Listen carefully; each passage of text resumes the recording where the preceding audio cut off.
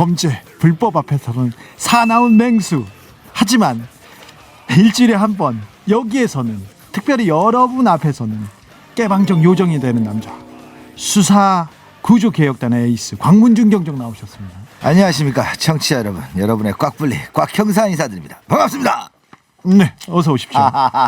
네, 오늘부터 저희가 선언을 했습니다. 확 달라진다고. 아 예. 광문준 경정, 우리 어떻게 달라집니까? 아니 저는 좀 살을 빼려고요. 아, 네. 달라져야지. 아, 이 보이는 라디오 하는데 아주 그냥 사람들이 아유 그냥 이병헌 똑같이 생겼다, 이병헌 씨 뭐 이런 공유 씨 닮은 것 같다 이런 이야기 많이 해가지고요. 더 살을 확 빼가지고 진짜 그렇게 누가 보이려고요. 그래? 아니 제 팬들이요. 그런 사람 한 명도 못 봤어요. 어? 지난 2020년 1월 13일 수사권 조정 법안이 통과됐지 않습니까? 네, 그렇습니다. 경찰이 달라지기 위해서, 경찰 개혁을 하기 위해서 어마무시하게 또 노력을 하고 있습니다. 그렇죠. 해야죠.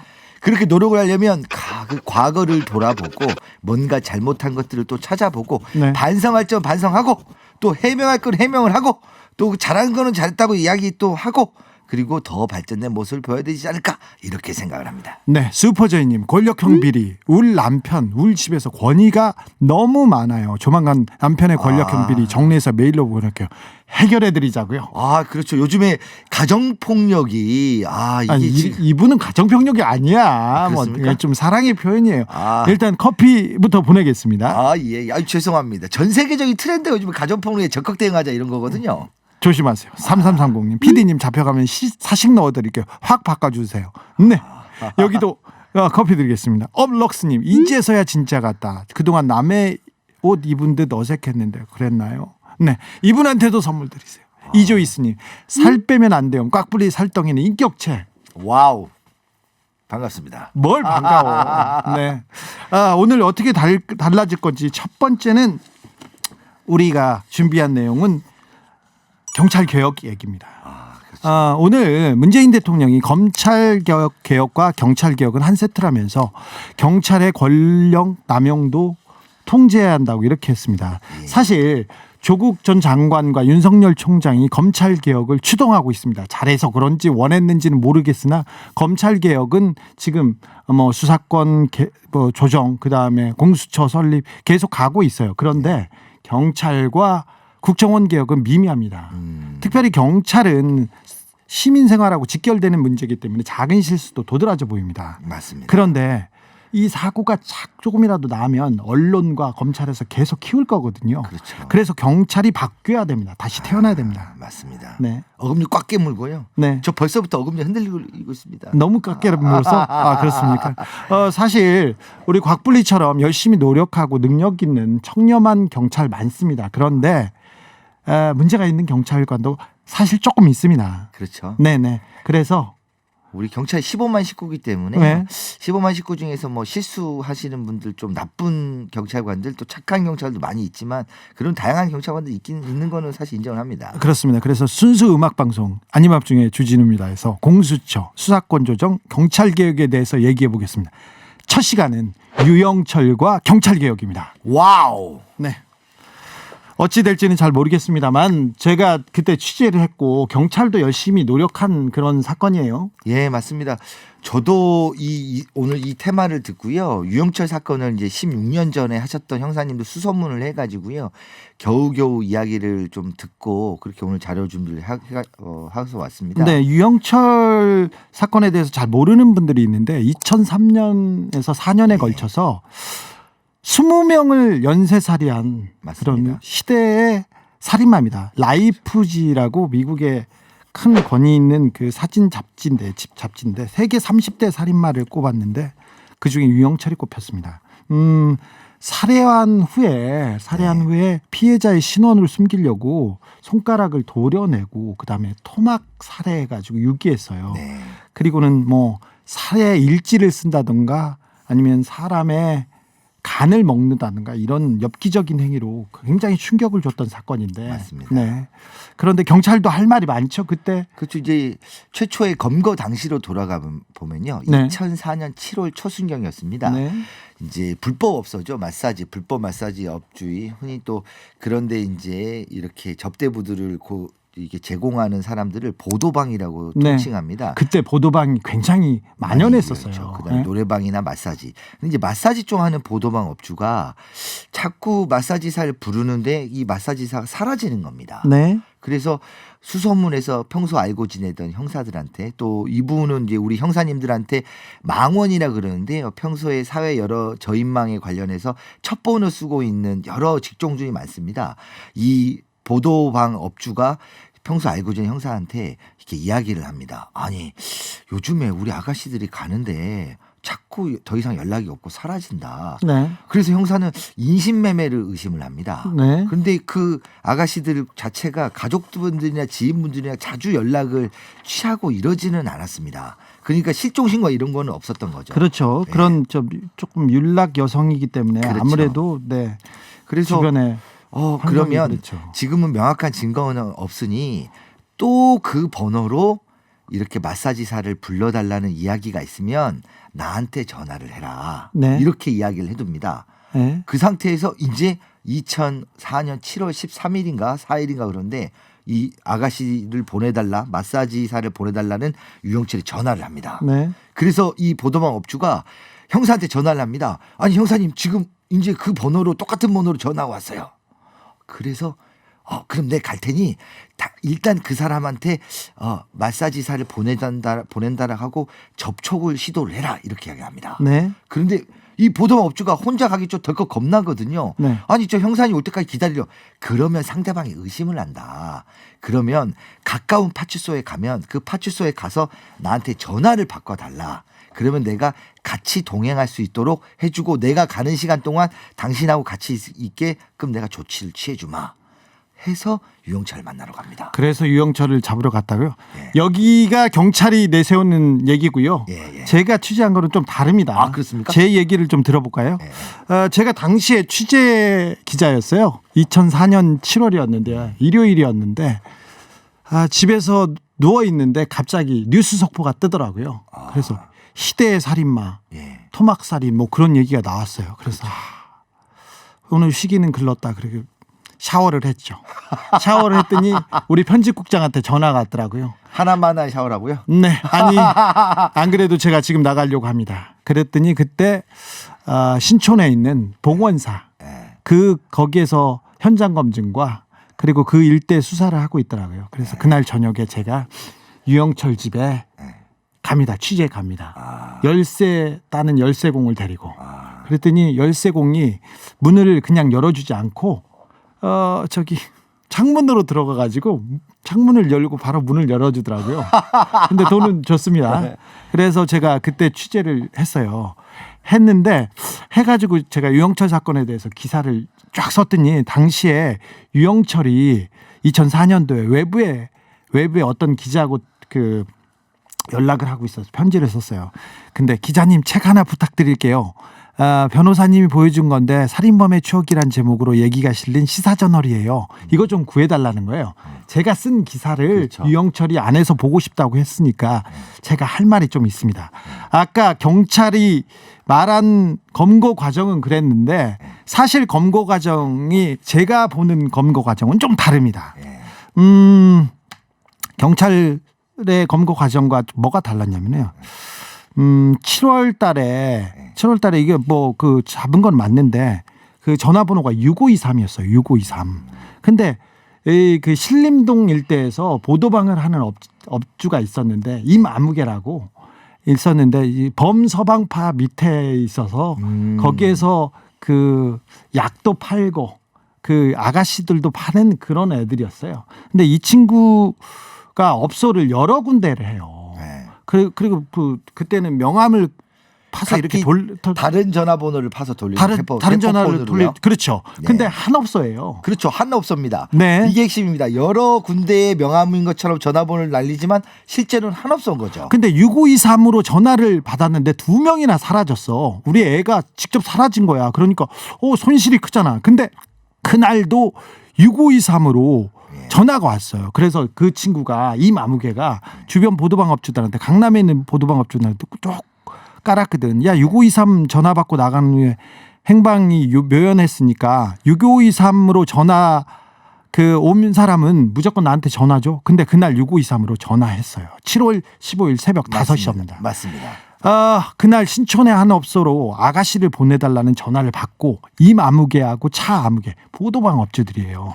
얘가 선배들이랑 이렇게 쭉 이렇게 전화를 해서 5명이 여자 1명을 태우고 여자 1명은 미끼입니다. 미끼를 태우고 신촌으로 갔어요. 가면서 기동수사대 아는 형사한테 전화를 걸었어. 이렇게 전화를 걸어가지고 납치범이 납치됐다고 하니까 그렇죠. 기수대 경찰이 마포경찰서에 가서 서강지구대에 가서 신고를 하라고 그래요. 네.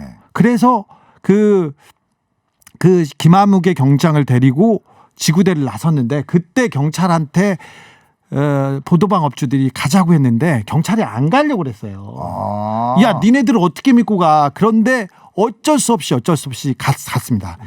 미끼 역할을 하는 여자는 택시에 태우고 제보자들은 차 3대에 나눠둬서 갑니다. 거기에 김경장이 1명은 있습니다. 경찰이 있죠. 그렇죠. 네. 자, 그리고 5시 반 새벽 5시 반 신촌 그랜드마트 뒤편입니다. 지금 재개발됐기 때문에 거기가 다르게 바뀌었어요. 거기 굴다리에 어떤 남자가 하나 서 있었어. 그렇죠. 걔가 유영철이었어. 그런데 그렇죠. 보도방 업자들이 지나가다가 쟤가 이상한데 약속 장소에 있는 애가 쟤인데 그래가지고 그래서 얘기해서 그 보도방 업자들이 물어봅니다. 유영철한테. 누구 보셨어요? 그랬더니 여기 사람 하나 있었죠. 그러니까 유영철이 태어나게 반팔 입은 사람이요. 이리로 갔어요. 그렇게 연기를 했어요. 그러자마자 보도방 업자 임 누구가 한마디 뒤로 지나가다가 한마디 합니다. 6523 그랬더니 유영철이 움찔하는 거예요. 그래서 보도방 업자들이 유영철을 일단 잡았어요. 그렇죠. 잡고 차에 태웁니다. 차에 태웠어요. 유영철을 조수석에다 태웠는데 유영철이 뭔가를 입에다 털어 넣었어요. 그랬더니 보도방 업자들이 어디서 본 거는 있어서 얘가 독약 앰플을 먹는구나. 그래서 입을 잡습니다. 이렇게 잡고요. 입을 벌려요. 그런데 유영철이 계속 씹어요. 그러니까 2사람이 잡고 한 보도방 업자가 식당으로 달려가서 숟가락을 2개 빌려옵니다. 그래서 입에다 넣고 그 명함을 꺼내기 시작해요. 그래서 입이 찢어져요. 그래서 그동안 피의자들이 다 신원을 공개했었는데 그때 유영철이 처음으로 마스크를 끼고 나오게 됩니다. 그렇게 해서 보도방 업자들이 얘를 잡았어요. 이렇게 잡아서 기동수사대 광수대로 이렇게 넘어갑니다. 검거 과정을 제가 알고 있는 검거 과정은 이겁니다. 그렇죠. 뭐 맥락은 비슷한데 제가 보기에는 이제 맥락이 비슷하다고? 아니, 네. 그 자, 경찰과 자리에- 지금 경찰 개혁에 대해서 얘기하고 있습니다. 그 자리에 이제 형사들이 갔냐 가지 않았느냐 이 문제를 이제 말씀하시는 것 같은데요. 한 명이 갔습니다. 예.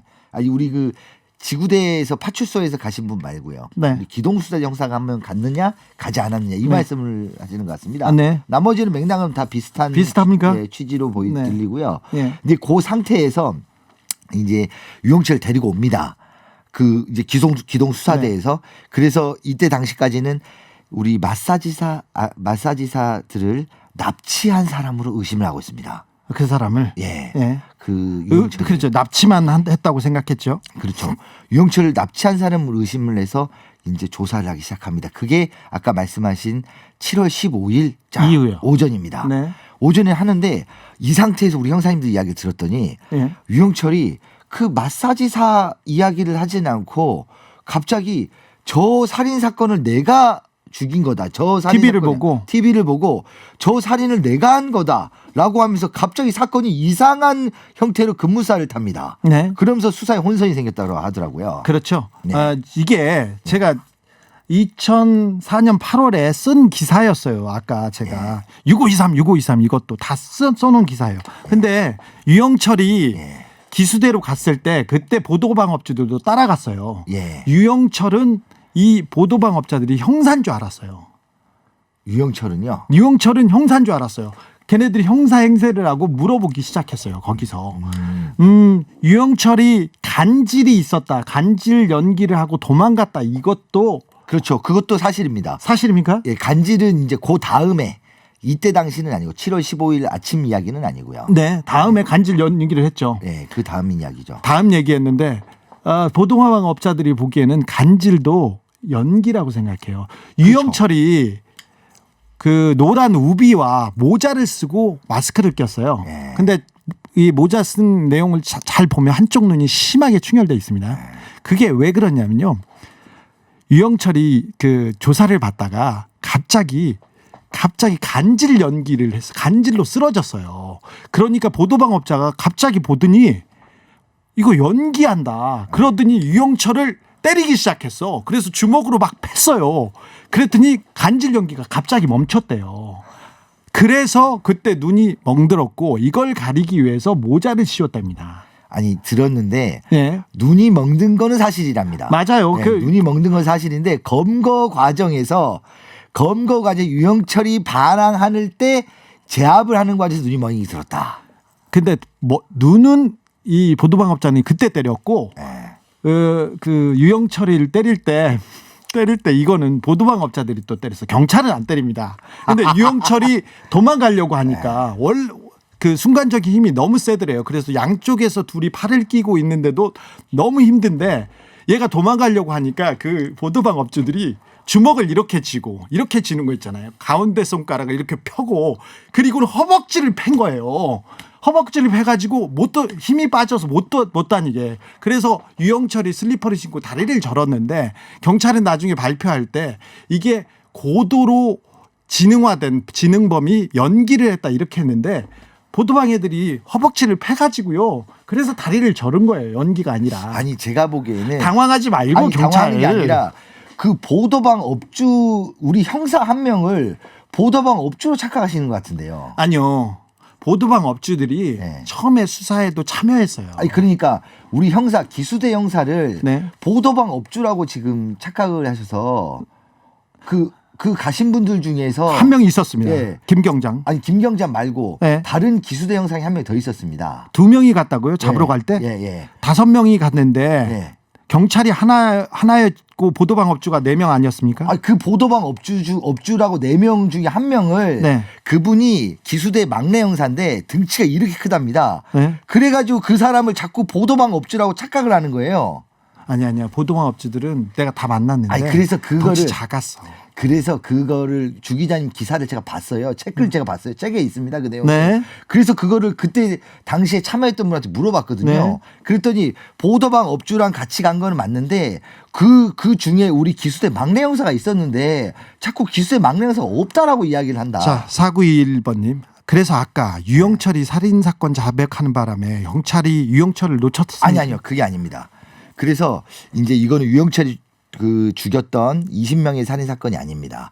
다른 살인 사건을 하면서 저것도 내 가지고 횡설 수사를 하기 시작합니다. 네. 그런데 이게 지금까지도 사실은 자범으로 오해했다라고 하는데요. 납치 미수 또는 납치 사건도 자범이라 생각하지 않습니다. 희대의 살인마라는 걸 인지를 못했을 뿐이지 이 납치된 여자들에 대해서 신원을 확인하기 위해서 경찰도 주력을 하고 있었거든요. 네. 그런데 사람을 계속 저 살인 사건도 내가 죽였다. 저 살인 사건 내가 죽였다. 내가 저 장소로 가면 어떻게 죽였는지 내가 진술할 수 있다. 네. 그거를 이야기를 하기 시작하는 겁니다. 그러면서 경찰한테는 그 유영철이 26명을 죽였다고 진술했죠. 그렇죠. 그러면서부터 초기에 혼선이 생깁니다. 그래서 경찰에서는 일단 납치 사건을 핵심으로 보고 있었는데 그 갑자기 사람을 죽였다니 이게 사람을 몇 명을 죽였다라고 하니 저 사건도 내가 했다 이 사건도 내가 했다고 하니 그래서 유영철을 그 포박을 하고 그 살인 사건 현장으로 가게 됩니다. 네. 근데 막상 가게 되니까 가서는 또 횡설수설해요. 그렇죠. 여기다 묻었다 저기서 범행을 저질렀다 하는데 이게 아닌 거예요. 네. 그러면서 이제 이때 당시에 경찰의 수사 체계가 무너지지 약간 혼선을 일으키기 시작합니다. 그렇죠. 신빙성이 없다. 신빙성이 없다. 이렇게. 담당 형사는 납치로 해야 되는데 갑자기 살인 사건으로 비화됐다가 그러면서 더 상부에서 빨리 해결해라고 개입을 하기 시작하고 그러면서 담당 형사 약간 짜증이 나기 시작을 하는 겁니다. 네. 그래서 유영철을 데리고 와서는 그 유영철을 데리고 와서 다시 납치 사건을 하는데 이때부터 유영철의 진술에 대한 신빙성이 떨어지기 시작하는 확 거죠. 떨어졌죠. 확 떨어지죠. 그러면서 그래서 그때 경찰이 이거 가짜야 했을 때 그때 보도방 업주들이 너 누구 죽였지? 너 누구 죽였지? 얘기를 계속 사라진 얘기를 했어요. 애들 그렇더니 유영철이 그때 제가 쓴 기사입니다. 유영철이 애들 잘 있어요 이렇게 말을 했어요. 그렇죠. 꼬리를 잡고 계속 추궁을 하자.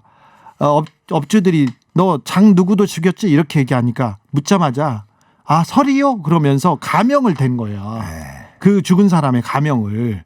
그래서 그 보도방 업주들은 얘가 확실히 범인이다 이렇게 생각하고 경찰은 야 뻥쟁이야 이게 어디서 횡설수라는 애를 데려왔어 여기까지 된 겁니다. 아니 지금 주 기자님이 그 이야기를 잘못 들은 거예요. 여기서 뻥쟁이다라는 이야기는 다른 살인 사건은 유영철이 TV에 나온 저 사건도 내가 죽이고 이 사건도 이게 뻥쟁인 거고 형사들은 이미 그 형사들의 상층부 다른 위쪽에서 그 살인 사건을 빨리 해결하라고 하고 있고 네. 형사들은 납치된 이 납치 의심되고 있는 마사지사들 그 전에 사라진 마사지사와 이번에 했던 납치 미수를 해결하기 위해서 그걸 주력하고 있는 상황이었죠. 네. 그러니까 두 가지가 서로 뻥쟁이라는 사건은 납치가 아니라 살인 사건 이야기를 하는 거예요. 다른 살인 사건. 유영철이 혼선을 주기 위해서 저 사건도 내가 죽였다. 이 사건도 내가 죽였다는. 네. 그래서 형사들은 그거는 뻥이니까 도저히 진술을 믿을 수가 없으니 납치 사건에 집중을 하자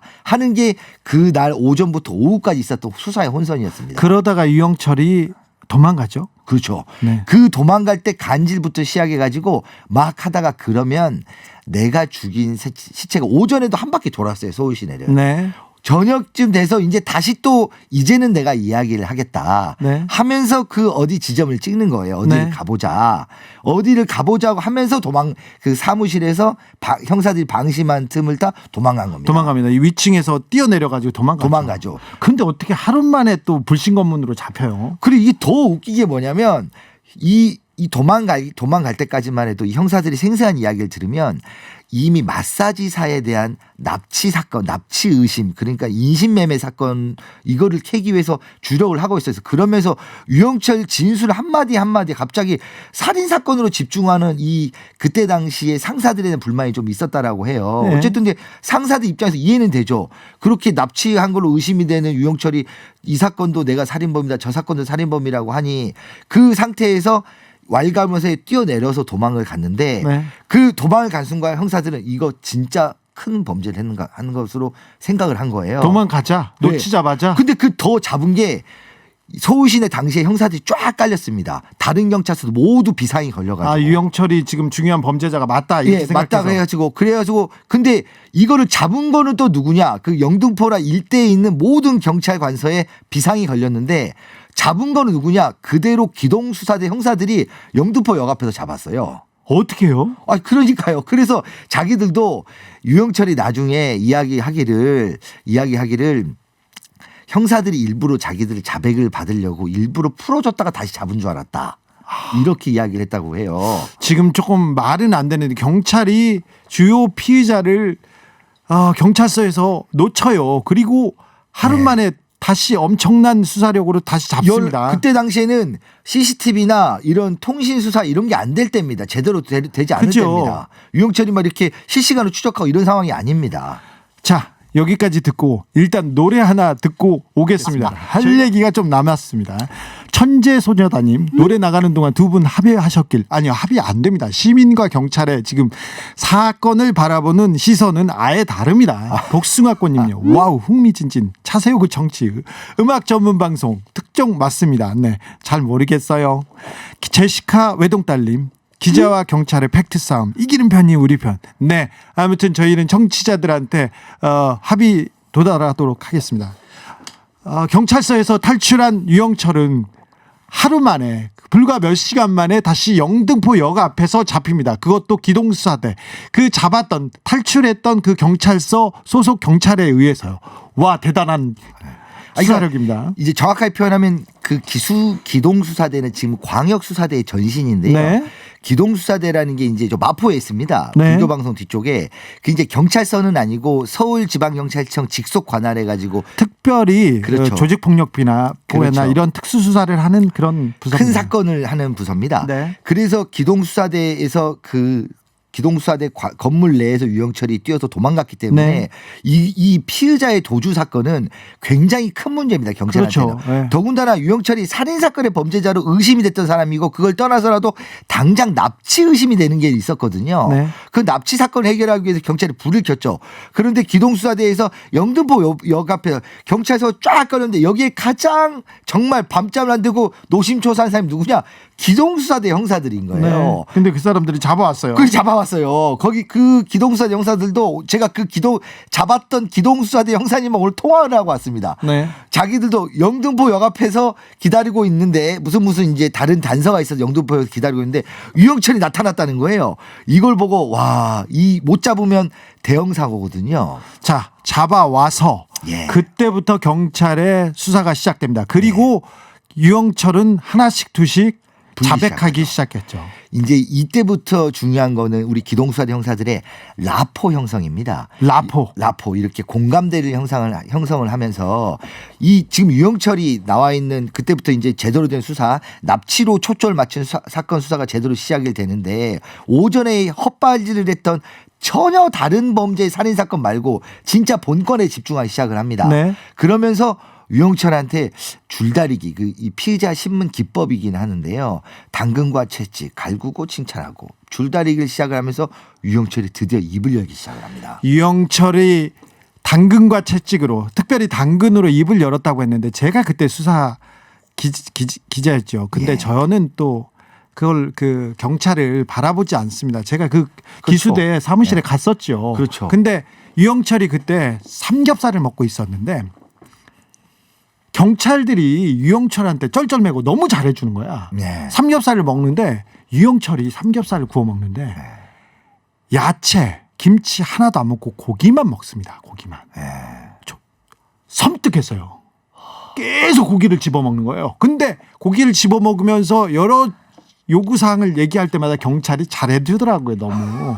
그때 유영철한테 전국에 그리고 서울 전 경찰서의 미제 사건들이 다 유영철한테 왔었죠. 아니요. 그 앞에 단계가 중요합니다. 네. 그러면서 유영철이 입을 열면서 앞선 납치 의심 이제 경찰에서는 사실은 초창기에는 인신매매로 의심을 하고 있었는데 유영철이 그 납치한 여자들을 죽였다라고 진술을 합니다. 네. 그러면서 그 장소에 어디에다가 파묻었다. 그게 이제 서강대 뒤쪽 야산입니다. 네. 거기에서 피해자들 이런 시신이 나오기 시작하면서부터 이거는 이제 얘가 드디어 제대로 입을 열기 시작하는구나 하고 수사가 급물살을 타기 시작하는 겁니다. 서강대 뒷부분 그러다가 봉원사 옆에 그렇죠. 옆에 야산에서도 시신이 나옵니다. 토막 시신이. 예. 그러면서 집에서도 이제 뭐 전동 소리 이런 것들이 사실은 그 사체 처리 방송에서 말씀드리긴 좀 뭐한데 그 사체 처리를 하기 위한 여러 방식들을 이 유영철이 당시에는 처음에는 이제 그 사체 처리 익숙하지가 않으니까 이런 방법도 써보고 저런 방법도 써봤다라고 해요. 네. 그러면서 나왔던 여러 가지 전동 소음도 있었고. 그렇죠. 또 노래를 틀어놓고 계속했고요. 그다음에 물을 계속 틀어놓고 이 토막을 내고 그랬죠. 그렇죠. 그러면서 유영철이 관련돼서 이제 증거가 이런 게 쪽지문도 예컨대 우리 청취자분들 생각해 보시면 쪽지문이라고 지문이 조그만 걸 말씀을 드리는 겁니다. 네.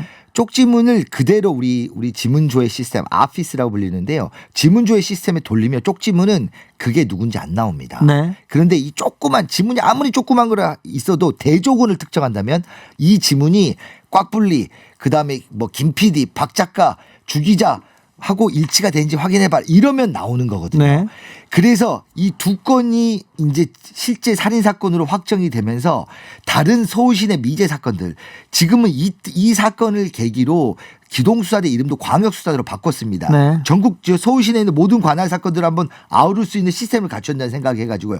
그러면서 서울 시내 각 경찰서 미제 사건들하고 이 증거 자료를 맞춰보기 시작을 합니다. 네. 그 단계가 아까 주 기자님 말씀하신 단계입니다. 그때 제가 그 광수대 그러니까 기동수사대에 갔는데 유영철한테 경찰들이 쩔쩔매는 거예요. 그리고 너무 잘해줘. 그리고 유영철이 하고 싶다는 거를 경찰에 다 해주는 거예요. 그래서 저는 그때 좀 상처받았어. 아, 그렇지는 이제 그 단편만 봐서 라포라고? 그렇대요. 라포? 이 라포 형성이라니까요. 수사관의 기본이 조사 대상자한테 라포를 형성하는 겁니다. 이 사람이 나한테 공감대를 느낄 수 있게 만들어야 된다. 그런데 저는 가장 상처받았던 게 언제였냐면 7월 그게 며칠이었는지는 제가 기억하진 못하는데 유영철이 자기가 그래 이것도 내가 했어 저것도 내가 했어 그래가지고 살인을 26건까지 부릅니다. 근데 그때 그 경찰한테 뭐라고 얘기했냐면은 잠깐만 26은 네. 오전에 잡혔을 때 그때 헛소리 할 때 이야기고 21건까지 부은 겁니다. 21건까지요. 네. 그때 고기 먹고 그때 경찰한테 뭐라 하면 형님 그때는 형님 영철아 막 그렇죠. 그랬어요. 네. 형님 걱정하지 마시고 제가 특지는 책임질 테니까 미제 사건 다 가져오세요. 이런 얘기 했대요. 그거는 네. 실제 피의자가 그러냐도 이 사건도 특질한 적이 없습니다. 이 사건으로 피의자 도주에 관련해서 징계를 받았다가 나중에 징계가 과했다라고 그랬죠. 자, 근데 거기서 제가 제일 상처받은 건 뭐였냐면은 유영철이 이제 기소를 앞두고 살인 사건에 대해서 다 불고 유영철을 잘했습니다. 그랬더니 경찰이 유영철한테 마이크도 줬어요. 좀 들어볼까요? 마이크를 줘요, 유영철은. 경찰에서 부자와 여성을 증오한다고 말했습니다. 이 계기로 여성들이 함부로 뭐 몸을 놀리거나 하는 일이 없었으면 하고 부위층들도 좀 각성했으면 합니다. 아니 경찰이 최일구 앵커 목소리가 있었어요. 네. 근데 여기서 경찰이 유영철한테 마이크를 줘요. 그리고 며칠 지나자마자 유영철이 그 경찰서를 나서는데 피해자 이문동 살해 사건의 피해자의 어머니가 유영철한테 달려들었어요. 그랬더니 옆에 있는 경찰이 옆차기를 깔끔하게 가슴팍을 팍 찼잖아요. 기억나잖아. 그 형사가 가서 이제 유가족인지는 나중에 알았고 더군다나 그 유가족은 결국은 이 유영철의 유가족이 이 살인범이 아니라 이문동 살해 사건은 이제 다른 범죄자로 이제 누구죠? 강호순이요. 네, 강호순으로 밝혀졌는데 그 사건에 대해서 형사님이 가서 유가족한테 사죄를 드린 거는 맞아요. 근데 그게 당시 현장에서는 포토라 있는 상태에서 확 덤벼드는 상황이었기 때문에 저는 그 상황 자체는 유가족한테는 정말로 사죄를 드리지만 형사님 입장에서는 이해가 되는 상황으로 보입니다. 어떻게 피해자의 어머님을 발로 찼는데 그게 이해가 돼요. 아니 피해자의 어머니 몰랐잖아요. 그냥 몰라도 누군가 덤벼든다면 덤벼들면 죄진 해야 되지 않습니까? 발로 찼어. 아니, 그러니까 발로 찬 부분은 과했고 잘못을 했는데 누군가 덤벼든다면 그거는 제지를 해야죠. 여기서 저희의 경찰과 지금 시민의 눈이 엇갈립니다. 여기서까지 얘기하고 우리 명절 끝나고 설 끝나고 이 얘기는 다시 해야 되겠어요. 할 게 많죠 저도. 저 할 말 많다고요? 할 말 많죠. 나 할 말 많습니다. 자, 유영철과 경찰 개혁은 다음 시간에 이어가겠습니다. 제시카 외동딸님 경찰 개혁은 오늘 안 되겠어요. 다음 주에요. 다 여러분들의 청취자들의 의견에 따라서 저희는 따라만 가겠습니다. 5188님 오늘 결론 안 날 듯죠. 몇 번 기억으로 하시죠. 청취자가 하라면 합니다. 우리 다음 주에 유영철과 경찰개혁 2탄 합시다. 2탄 하죠. 원래 왜냐하면 이 사건을 계기로 경찰이 발전할 수 있는 계기들 반성적으로 많이 했거든요. 네.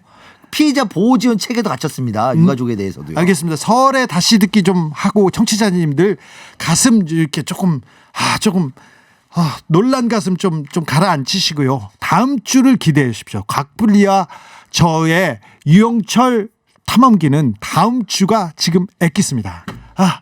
그만 여기까지. 이렇게 명절 잘 보내세요. 설 잘 네. 보내세요. 우리 청취자 여러분들 새해 복 많이 받으시고 명절 잘 보내십시오. 네. 안녕히 가십시오. 곽불리. 네. 곽불리 보내드리고 저희는 다음 코너가 뭔지 모르겠습니다만 가겠습니다. 감사합니다.